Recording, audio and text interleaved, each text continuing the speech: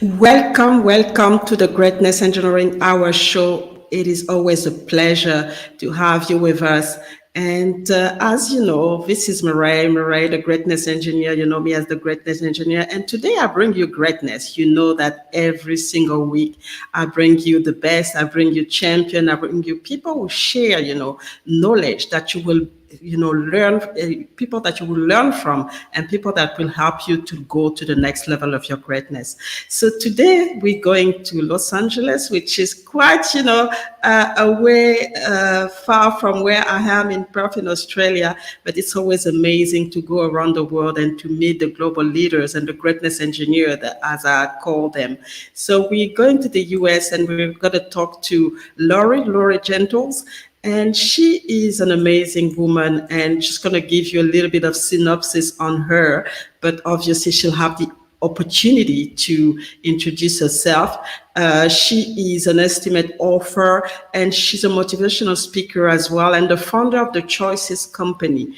And through a passionate approach to personal development and emphasis on individual choices, Lori has inspired countless individuals to reach their full potential. So we will learn a little bit more about her work, but we will particularly focus on latest book, which is something that I think is, for us all. And our book is Dear Jane. And we are going to talk about, saying goodbye to, the self-criticism and everything that bad that you tell about yourself. So let's, get ready. Let us know where you're watching from, if you're watching live. And even if you get the opportunity to watch the replay, let us know where you're watching from. It's always good to know where you are and get back to you if there's something that you want us to address particularly. And for us, it's going to be an hour of greatness, hopefully, and also an hour of knowledge. And like, I always say, get your pen, get your paper, and, take those notes and then share, because I don't want it to stay here. I want this message, Lori message, to travel the world. So sit tight, and we're going to start our hour of greatness with Lori.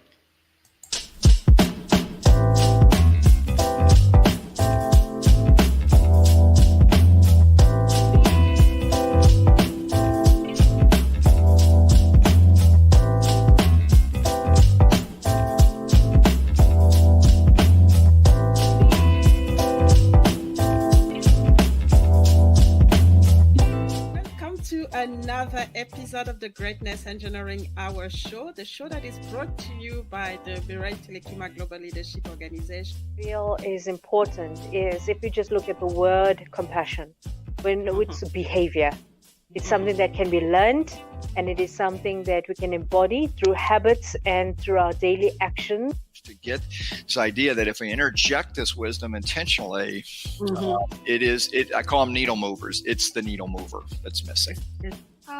Don't deprive the world of your greatness. Please. Don't do that anymore. Dare to excel, dare to be sexy, dare to be you, dare to be the best version of yourself. Impact yourself positively, and from there impact others, and you are not alone.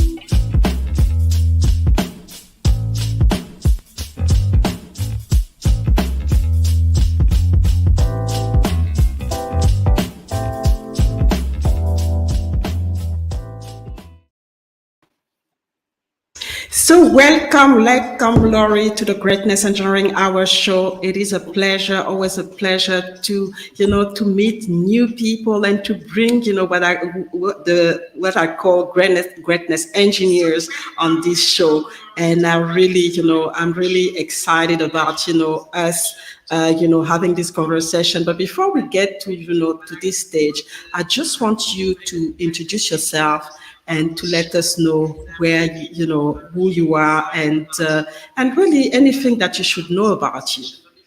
Great. Well, thank you. And I am so appreciative of you having me on your show. I love the title of your show, Greatness Engineering, because that's really what I am about. And you'll hear more about that when I talk about my book. But as you mentioned, my name is Laurie Gentles. I am in LA. I am a lifelong human resources professional by trade. So I've worked in various industries in the human resources realm and worked with thousands and thousands of people. And so it makes sense that now I am writing books that help individuals be even better than they are already.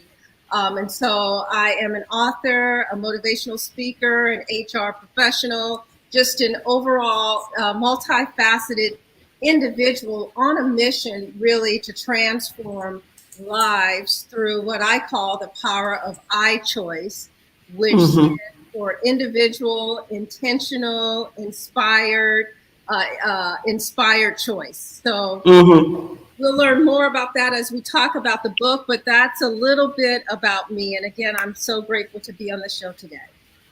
Fantastic, and we are really happy to have you. And I mean, you alluded to it already, and just wanted to know what actually led you to start writing, really focusing especially on leadership and personal development, because I mean, people start working for different different reasons, and I really wanted to know when was the breakthrough and why.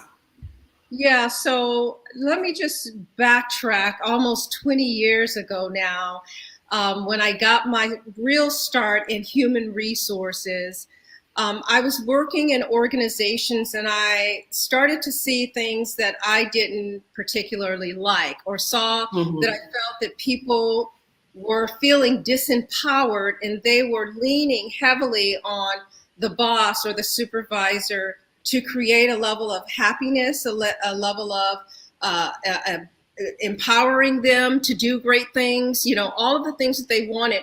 They were not seeing that they played a role in that, and they were relying heavily on the supervisor. And let's just face it, there are some leaders in the world that are great, and there are some leaders in the world that are not great. So if you as an individual are relying on one person, your boss, to promote you, to do all, to give you the happiness that you want, to validate you in this world, you may or may not get that. And so originally, I didn't consider myself a writer. I considered myself a communicator. My undergraduate degree in communication, so verbal communication. So it was just impressed upon me. I need to put a book out on leadership, on how to do it right, on correcting the supervisor. And what I realized is that was even a faulty strategy, because again, to write a book about leadership, trying to fix the boss or someone else in your life that's of an authority figure, is removing you from your own accountability and responsibility. So originally it started out as me writing a book about leadership. And then I switched to say, you know what? Let's focus on the individual. So let's focus on self-leadership. Instead of relying on someone else, your parent, your preacher, anybody in authority to validate you, how can I help people start to validate themselves so that they can start receiving the results in life that they want, versus waiting and waiting and waiting for people around them to validate them. So it's an interesting story how it actually did start off as a leadership book, like you see in corporate America. But let's face it, there's a million gazillion leadership books that are out there, and you still have, poor leaders that are out there. So let's just put it back in our own control and empower ourselves to be the best that we can be. So I focus on self-leadership, self-empowerment, and total personal responsibility that will ultimately, if people can grasp those concepts, that will help put them back in the power seat so that they can achieve the goals that they want in life. Yeah, and that's very important, especially in a world where things are changing quickly and there's a lot of uncertainty. It's important that we know how to lead ourselves first before we can, reach out to other people. And one of the questions that I have is, obviously leadership becomes more and more complex. What do you think as the key challenge, for leaders to face, relative to obviously, leadership and personal development? You've mentioned a few of them, people waiting for, direction, but what are the key other one that you think should, be highlighted and will help, that we should address, hopefully to get to a leadership that is actually quite, successful?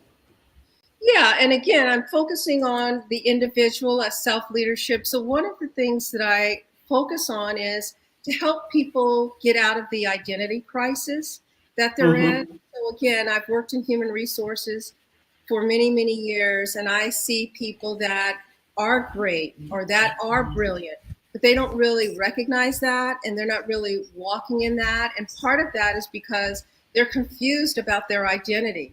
They're shifting and moving with whatever society is claiming that they should be doing.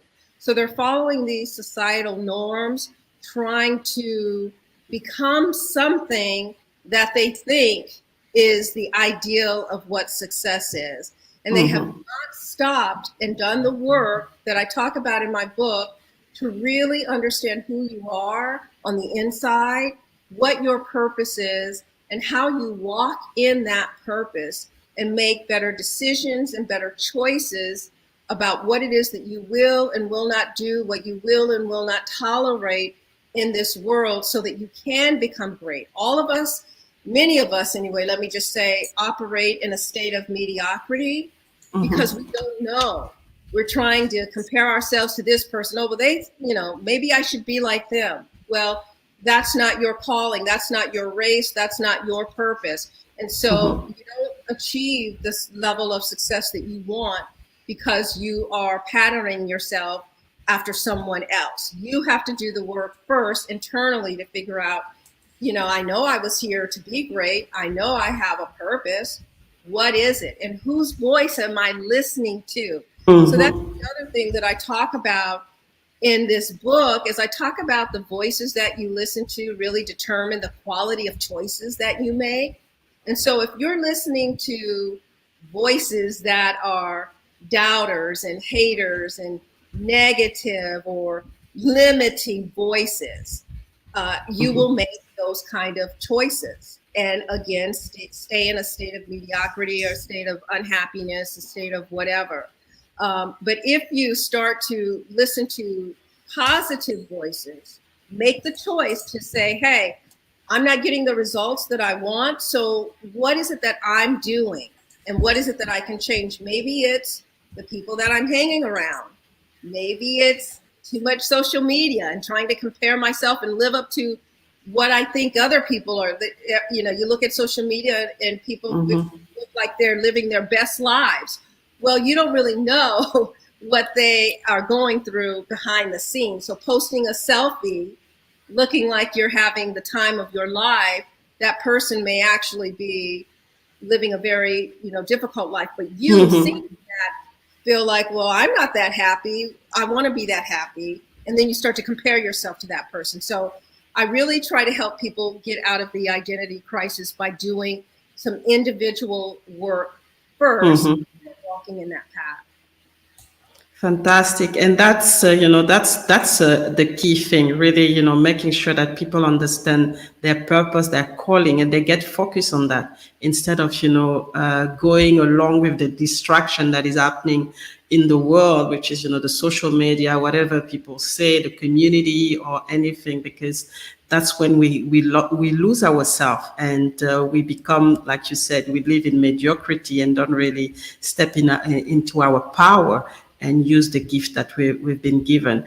And, it's a good, I mean, I think it's a good, bridge to talking about your book. And just wanted to know, Dear Jane, first of all, why Jane? And also, what is the key message that you've already, started to look at it. So what is the key message you really want to send, to anyone who's reading it? And what do you really expect that the book will bring? Yeah, so thank you for that question. I love, love, love the title of this book, Dear Jane, It's Not Me, saying goodbye to self-criticism and hello to self-love, courage, and confidence. And I do want to say that Dear Jane is an acronym. So a lot of people think it's a gender specific. It is not gender specific. It's gender neutral. And Jane stands for just additional negative energy. So it's a noun, and it's a person, place, or thing. Any person, place, or thing in your life that is oppressing you, that's limiting you, that's saying restricting you from your greatness and your greatest goals, that's saying you can't do this. Who do you think you are? You can't be an author. You can't be a motivational speaker. You can't be a business owner. That is a Jane. And so it's a play on the infamous Dear John letter. You know how we think about relationships. I love it. Writing a Dear Jane letter, I'm getting you out of my life once and for all. It's the same concept. And so I'm really encouraging people through this book to identify the Janes in their lives, including, and most importantly, you, which we are our own Jane. A lot of the times we hear negativity from our family or from the outside world. Somebody planted something in you and you live by that. But oftentimes we plant things in our own selves, negativity that's swirling around in our head, that's keeping us stuck in fear and keeping us stuck from achieving. And so I ask, mirror, mirror, one of the things in my books, mirror, mirror on the wall, am I the greatest critic of all? And so you have to ask that yourself and come to that reality, because it's easy when we talked about self-leadership and self-empowerment and total personal responsibility. It's easy to blame others for how you're feeling. It's easy to say, well, my mother didn't encourage me, or my father or my boss doesn't empower me, or my teacher when I was in elementary school, did whatever the situation is. And so that blame and victimization, staying in victimhood, all that does is keep you stuck. It's a tricky form of Jane. So Jane is very tricky.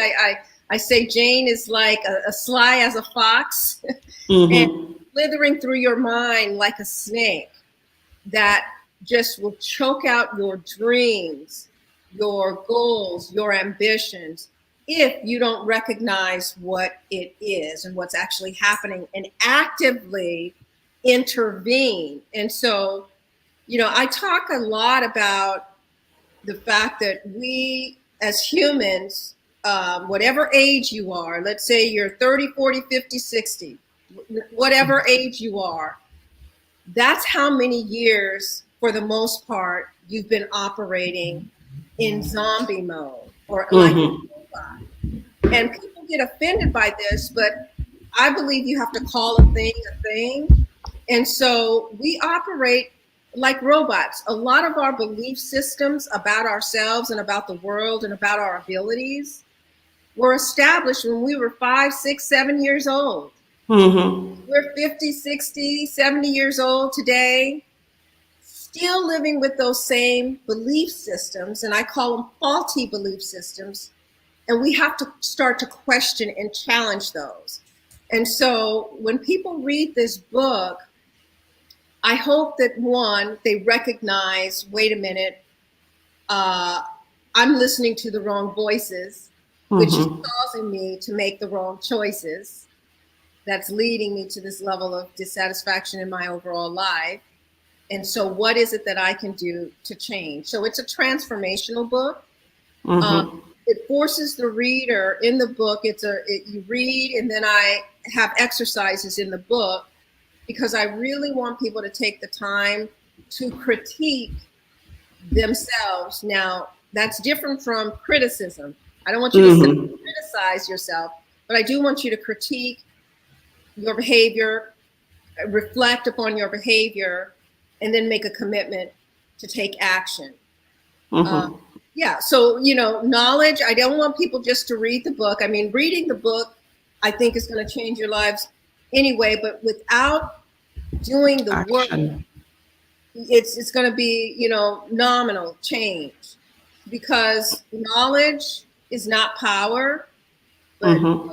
application of that knowledge is power. It's power, definitely, and it's amazing because I mean, you are an entrepreneur, and we have business.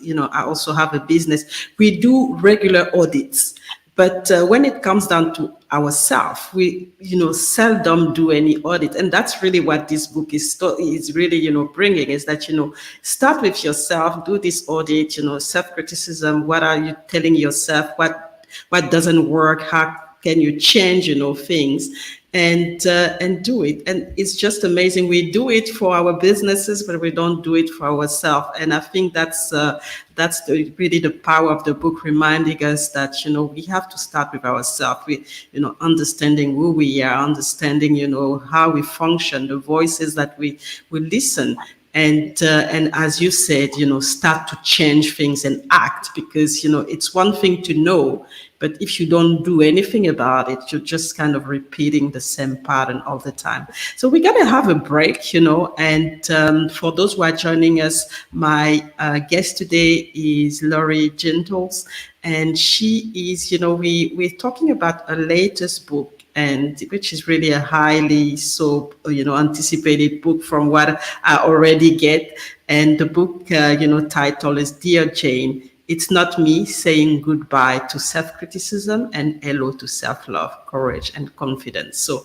stay tuned. We'll know more about this book and about Laurie after this break.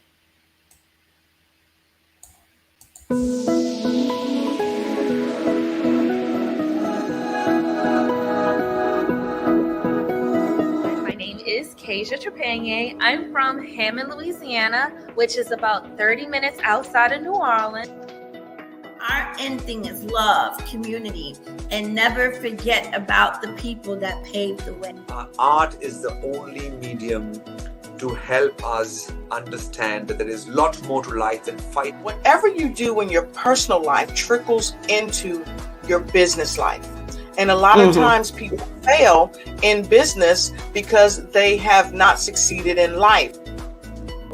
I want to be able to be contributing, one of those guys that really are doing significant work to better the lives of people. Every change is linked to a consciousness raising, and change is conscious. And if you want to change something in your life, start with your breathing. Start to work on your breathing. Leave something for people to learn from. Make a video, write a book, teach, go around, teach the younger generation or the next generation to help them become or follow the path that you've been.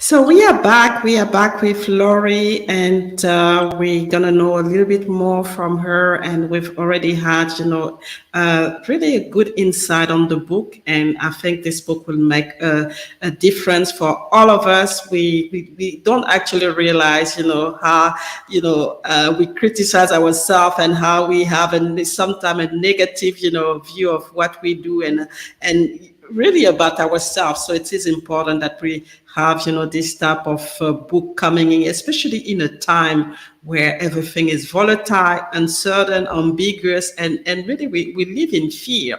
And that's important to be, to reassure ourselves that, we are in control. We have to just, do the work and understand, where we are going. So just wanted to, get, to something more about, your work in general, because you have, you are the founder of the empowering platform, the Choices Company, and also the co-founder of, the Positive platform. So tell us how those two platforms actually, align with, with the book and what you really advocate.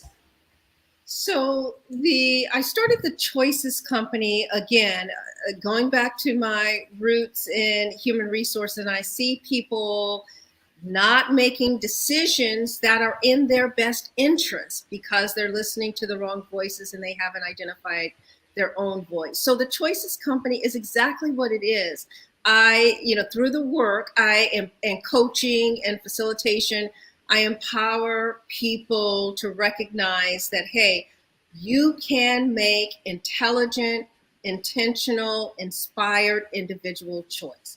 So it's a concept that I've coined called I choice. And it starts, the first I is intelligent choice. And I say intelligent choice because so often we make choices based on emotions, based on fear, based on our best friend telling us what we should or shouldn't do, based on somebody that we saw do something and we said we're just going to do it without any real thought process. And oftentimes, almost every single time you make a decision or a choice based on emotion or anger or fear, it's going to be the wrong choice. So I teach people how to make intelligent choice using both their internal gut or intuition or spirit, whatever you'd like to call it, as well as the kind of the external information that you have. You talked about what we do in business. And before you make any type of business decision, you do all of this research. You know externally what's happening, what the market is doing, this and that before you make a decision. You don't just make a hasty decision. But as people in our personal lives and relationships and things like that, we often make these hasty decisions. So that's what really the Choices Company is about, is helping people be better today than they were yesterday by the quality of the choices that they make. With the Positive platform, that is, again, it aligns with the whole message and who I am as an individual and what I believe my calling and my purpose is. And that is uplifting and up-leveling everyone through truth, through information and application of information. So the Positive platform, I am the co-founder of that with a colleague of mine. And for that, we really do focus more on the business realm in terms of diversity, equity, and inclusion. We have a concept that we call BUY, because we believe that a lot of the diversity, equity, inclusion initiatives that are going around with many companies are symbolic, gestures, lip service, and we're really trying to get to transformation by saying you cannot have diversity without having access. So you have to give people access to opportunities, access to information, access to training, all of those things. So that's what we do, and we work with corporations and HR professionals doing organizational assessments and facilitation to really help them make real change in the organization versus these symbolic gestures. And so how that ties in with everything is it is about transformation. I have lived and operated for many, many years in a transactional state of mind, going through the motions, accomplishing various things, but not even really knowing why I'm accomplishing them and what it really means in the bigger scheme of things. So I'm getting away from transactional living to transformational living. Everything needs to mean something. And every encounter that you have with people, every relationship has to matter and mean something in the bigger scheme of your, your existence. And so that's really how it all connects. It's all kind of a big meta message, if you will, about a better way of living, in my opinion.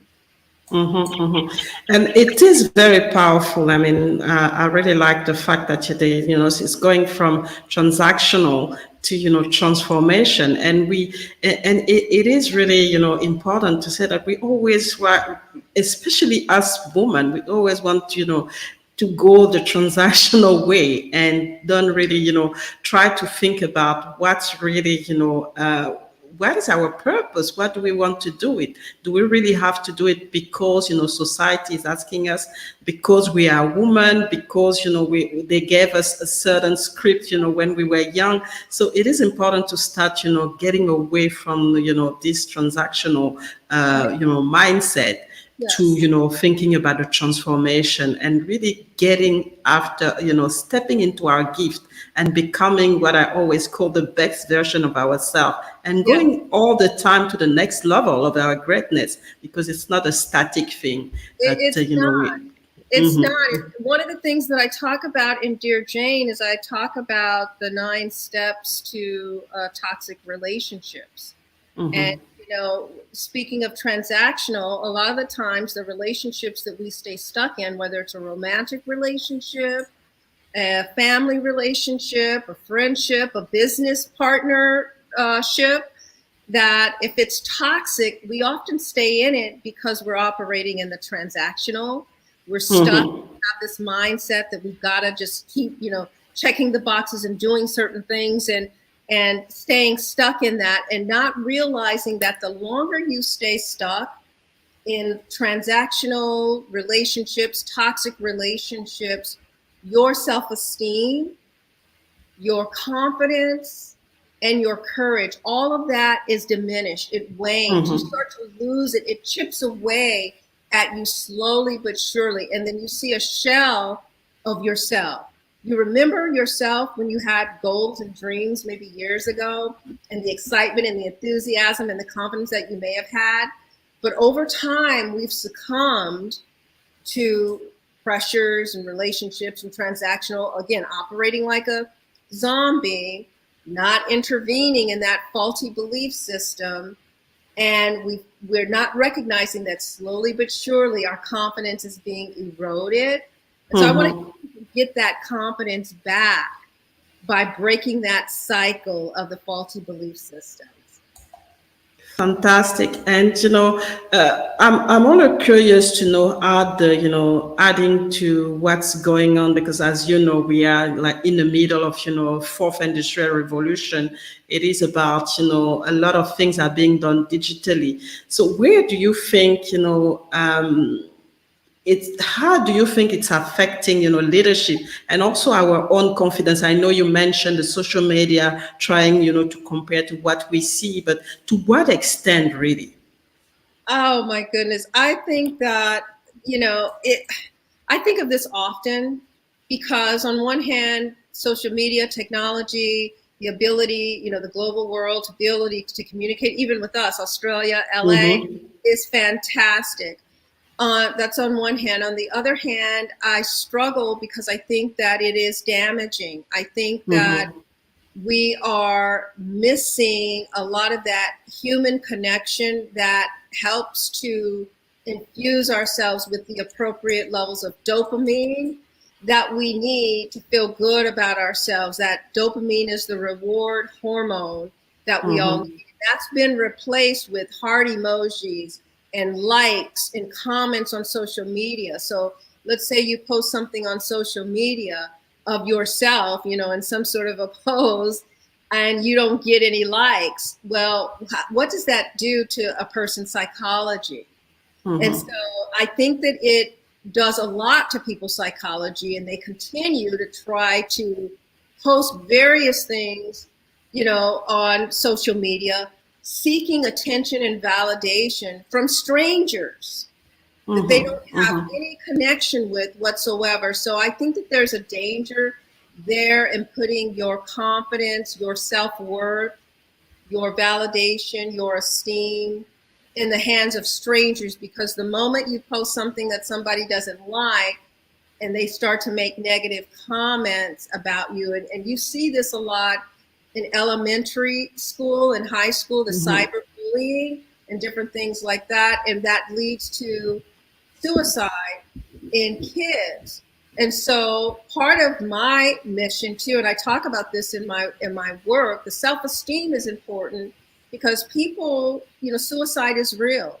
Mental health and wellness is real. And so if we are removed just on our phones all the time, on social media, don't have any real friends whatsoever, no social connections at all, and your validation depends on these people, that is a problem. And I think that it's doing more damage than what we know. We won't really know the effects of this for another 30 years. I feel like we're lab rats in a way. We're in a lab. This is an experiment. And we're seeing the effects of lack of social connection, even with the whole COVID thing where people, now work from home. A large portion of people work from home.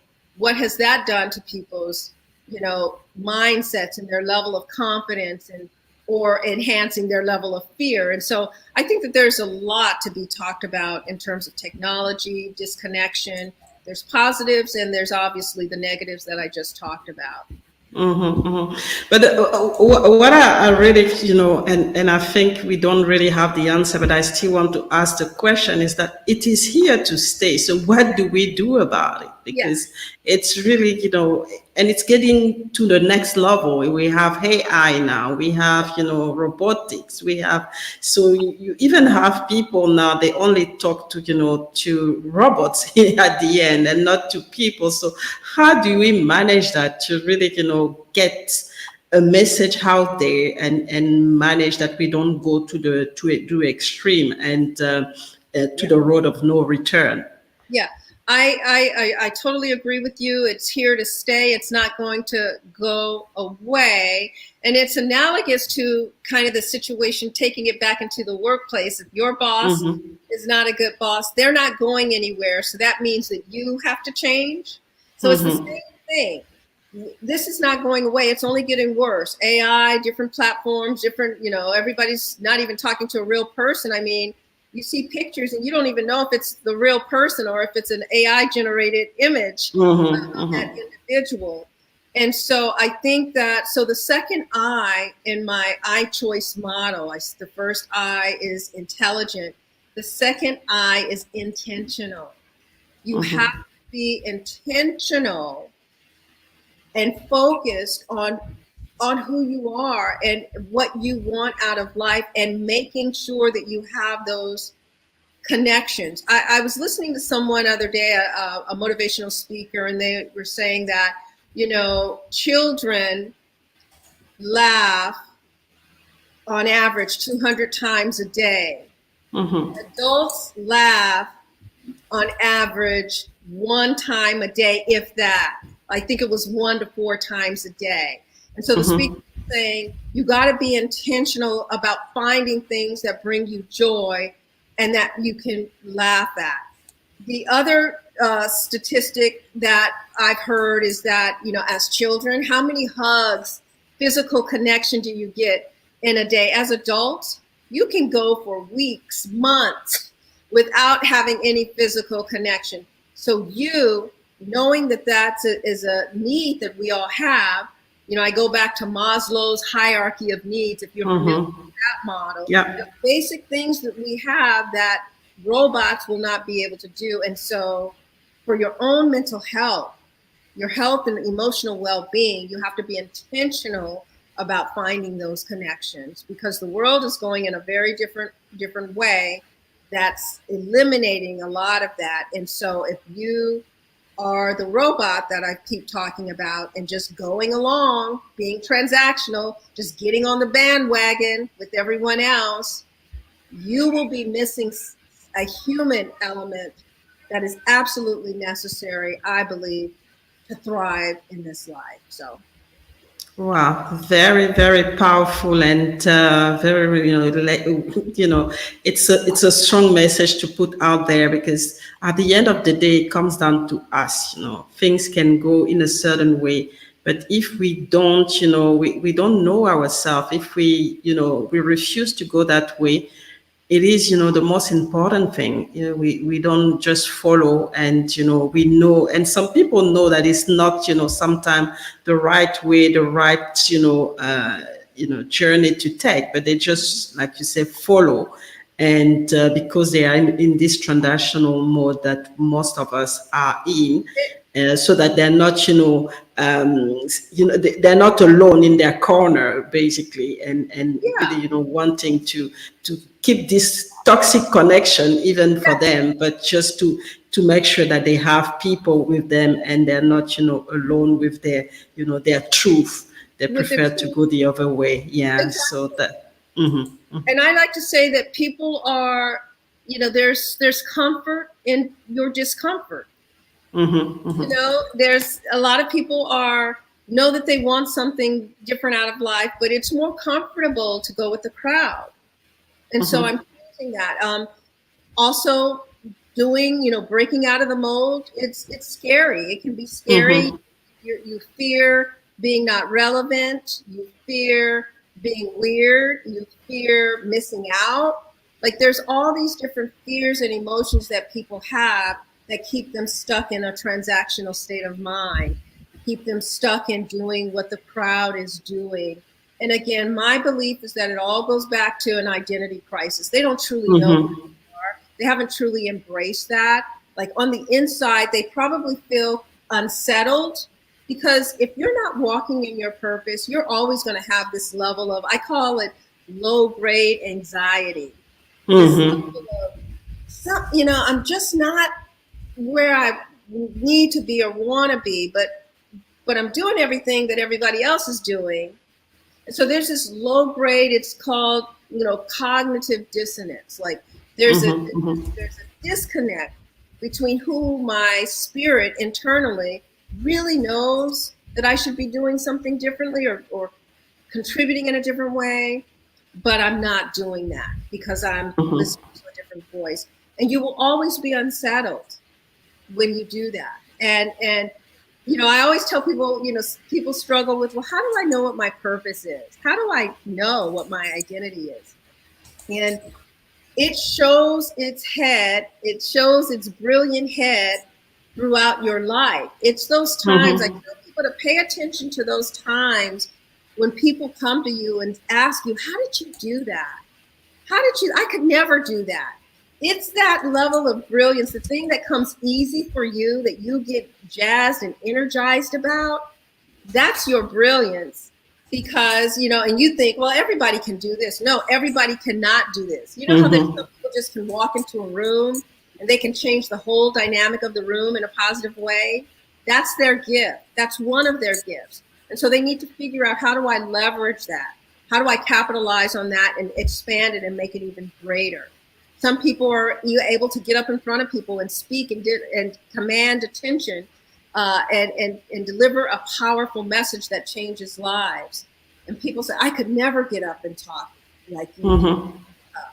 That's your Mhm. gift. So pay attention to that thing that your friends, your family, people have commented on that you do better than nobody else can do. Nobody else can do it like you can do it.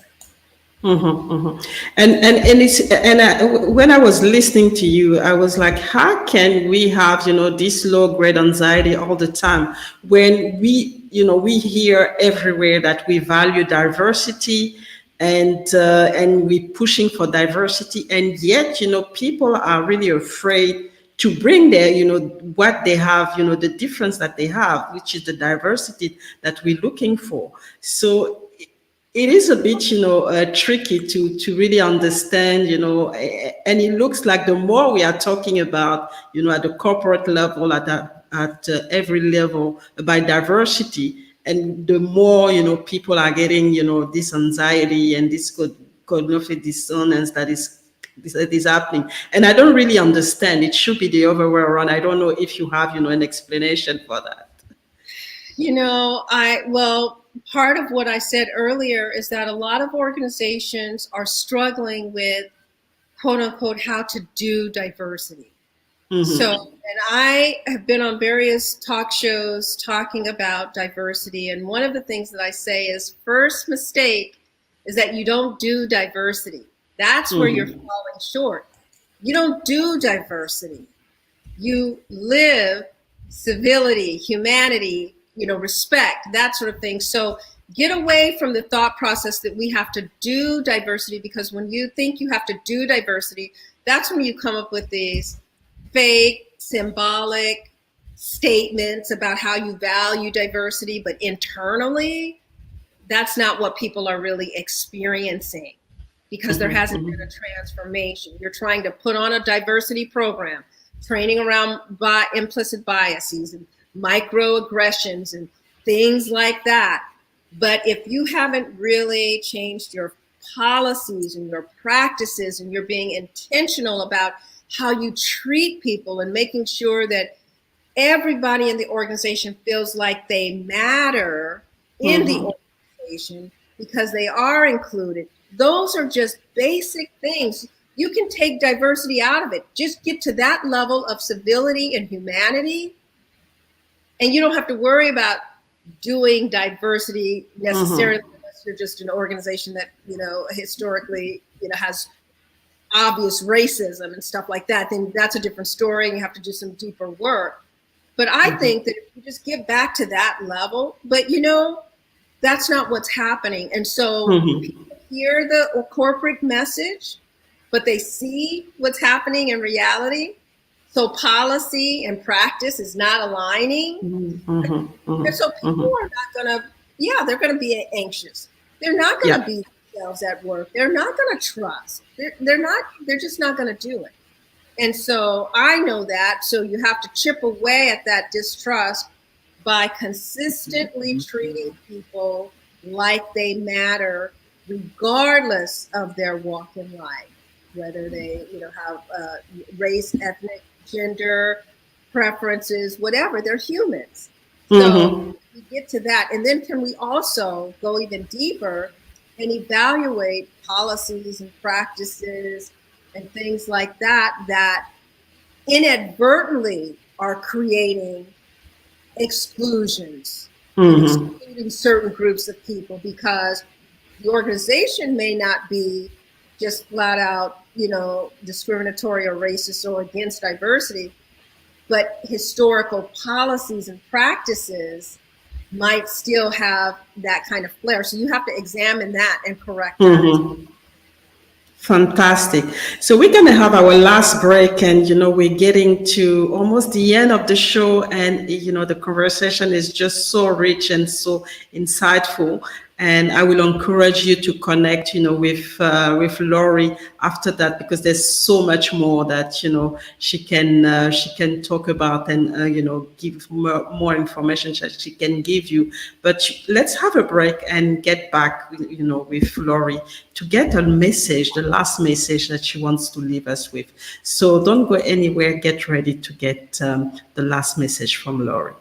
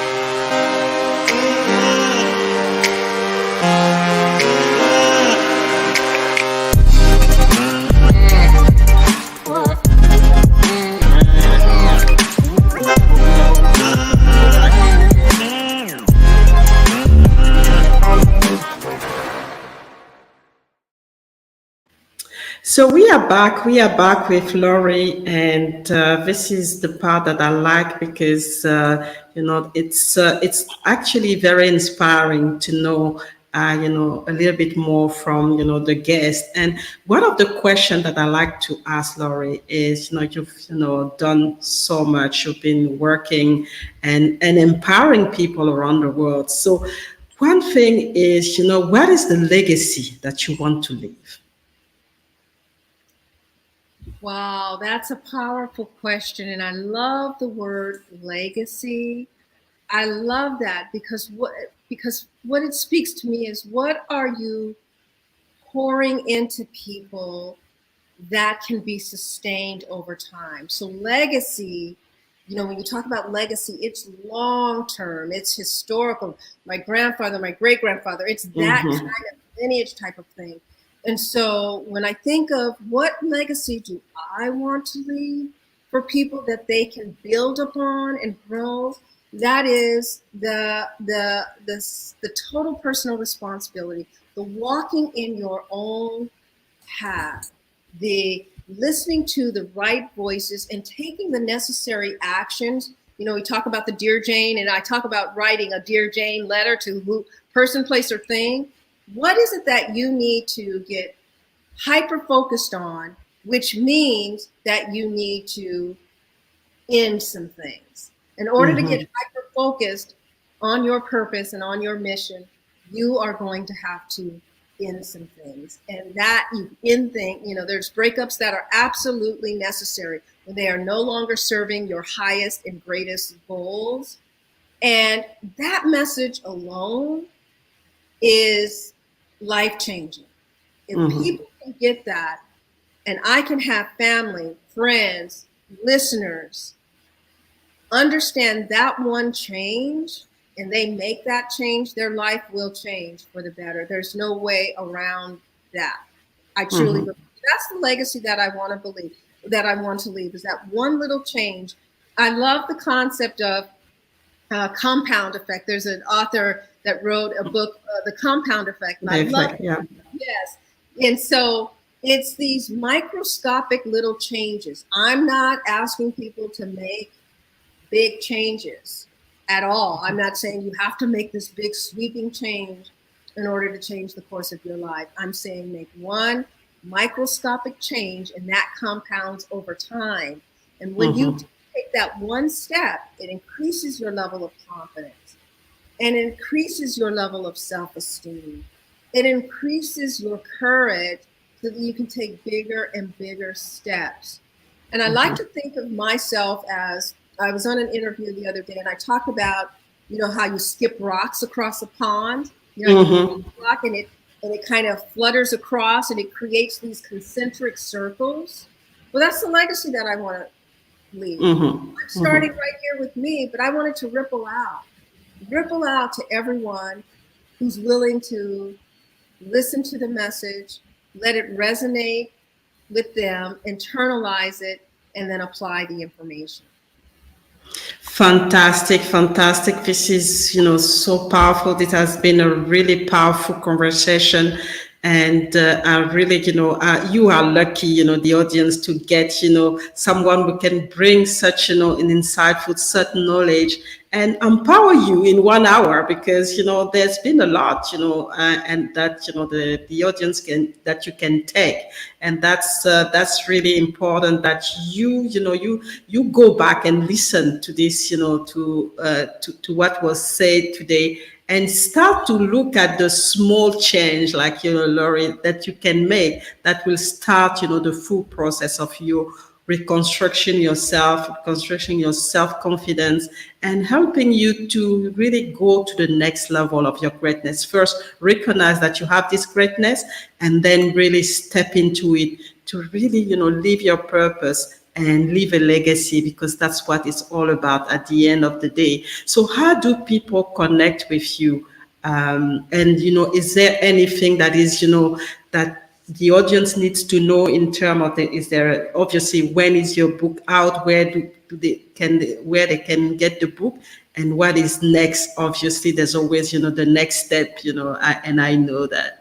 Yeah, great. So thank you for that. So my book is out. It came out about a month ago, and you can obtain it on Amazon.com. But you can also go to my website, thechoicescompany.com. and you can subscribe and you can send me a message and I can get you a signed copy of the book as well. You can also follow me on Instagram at We Are iChoice. We Are iChoice. So there are a couple of ways that you can reach out to me. What's coming up is I am in the planning stages of doing a virtual reading of the book, reading and discussion about it, because I really do think, again, knowledge is not power, but taking action, applying that knowledge is actually power. So I am planning a couple of virtual reading and discussions of the book to help to facilitate your transformation. So if you subscribe, I'll be able to send you an invite when that is scheduled. Okay, not a problem. So you can all, go to the website. I think everything must be there.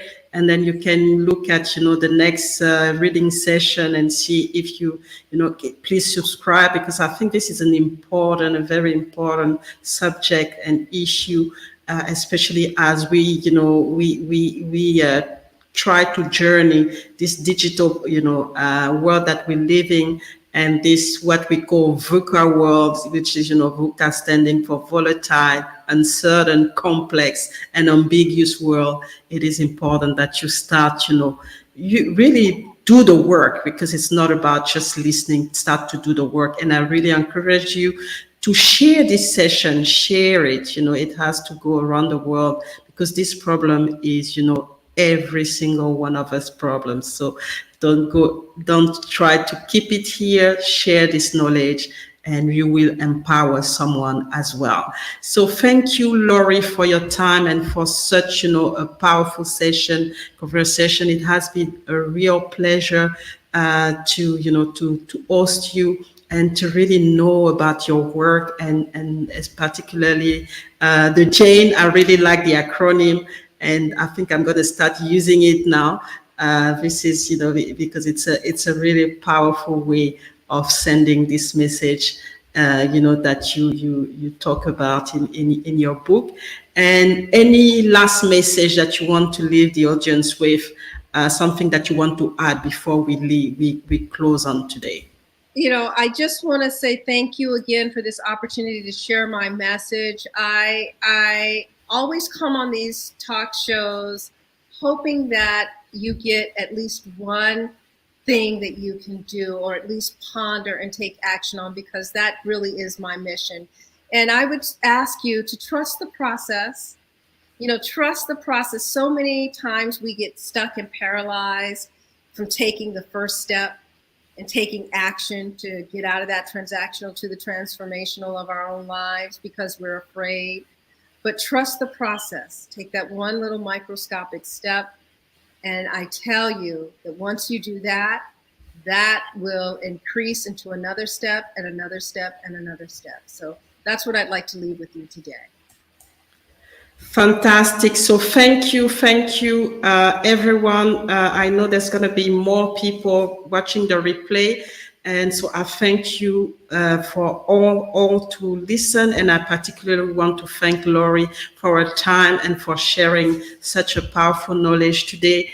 There will be a broadcast of this show next week, Wednesday, and also probably Sunday as well, so that we make sure that this message get everywhere around the world, not just in LA, not just in Perth in Australia, but everywhere. So that's really the important thing. And connect with Lori to get more, insight on what she's doing and the work that she's doing, and how she can help you as well, because that's also, the most important thing. If you feel like you're stuck, if you feel like, the Jane is actually, stuck in your head, please, reach out to Lori. So that's all for today. I will be back for another episode of the Greatness Engineering Hour show in 2 weeks' time, because I'll be taking a break. I'm waiting for one of my